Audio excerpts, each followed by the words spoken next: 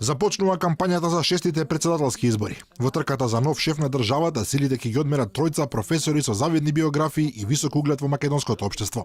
Гордана Силјановска-Давкова е надпартиски кандидат, но со поддршка од опозицијската ВМРО-ДПМН и Коалицијата за подобра Македонија. Кампањата ја води под слоганот "Правда за Македонија, татковината повикува".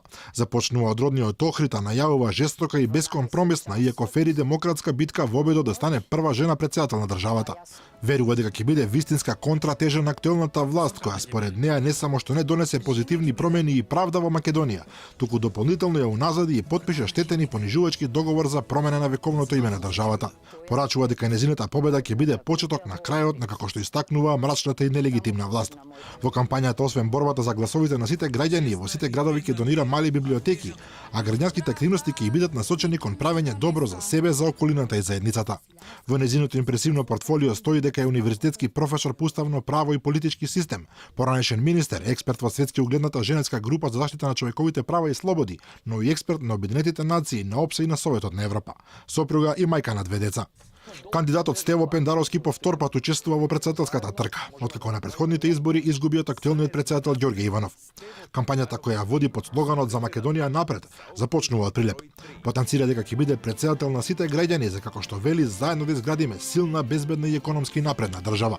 Вели дека е надпартиски кандидат, иако ја доби поддршката на владеачките СДСМ и ДУИ. И тој е универзитетски професор со долга општествено-политичка кариера. Бил портпарол на МВР, долгогодишен советник за безбедност и надворешна политика во кабинетите на двајца македонски претседатели на државата. Поранешен прв човек на ДИК, во 2016 беше избран за пратеник во Собранието, а од ноември 2017 е назначен за национален координатор за НАТО. Како професор на Универзитетот Американ Коледж во Скопје предавал повеќе предмети од областа на геополитиката, глобализацијата и меѓународните односи и безбедност. Сопруг и татко на едно дете. Третиот кандидат за шеф на државата е Блери Мрека, исто така универзитетски професор. Својата кандидатура неконвенционална ја објави на социјалната мрежа Facebook, а кампањата ја започнува од Скопје. Доби поддршка од Алијансата на албанците и движењето Бесана Билалка Сами. Верува дека е неопходно во претседателската трка да има албанец, бидејќи само со македонски кандидати оваа држава ризикува да се претвори во моноетничко општество, а албанците да станат само гласачи, но не и оние за кои ќе се гласа. Поранешен новинар, река експерт и познавач на правото, но и на меѓународните односи со преку 20 објавени научни дела. Долг период е редовен професор на Универзитетот на Југоисточна Европа и на Универзитетот во Приштина.